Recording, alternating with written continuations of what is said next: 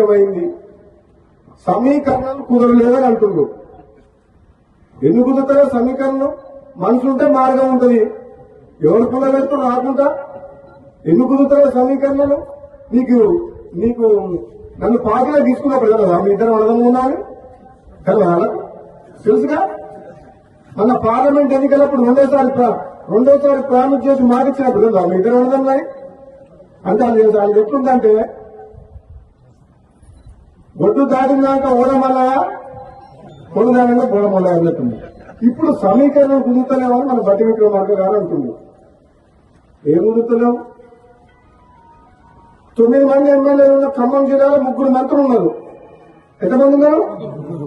11 మంది ఎమ్మెల్యేలు ఉన్నా నల్గొండకు 3 ఉన్నారు తప్ప మహబూబ్నగర్కు ముఖ్యమంత్రి ఇచ్చాం కదా మనం.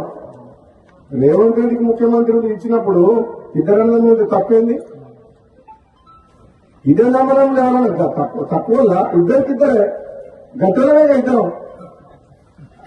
నేనేమంటున్నా, పదవి ఎవరికి ఎప్పుడు ఇవ్వాలని కాంగ్రెస్ పార్టీ అధిష్టానం నిర్ణయం తీసుకుంటుంది. ఆలస్యమైనా సరే నేను ఓపిక పడుతున్నా. పదవుల కోసం పాపులాడే వ్యక్తిని కాను.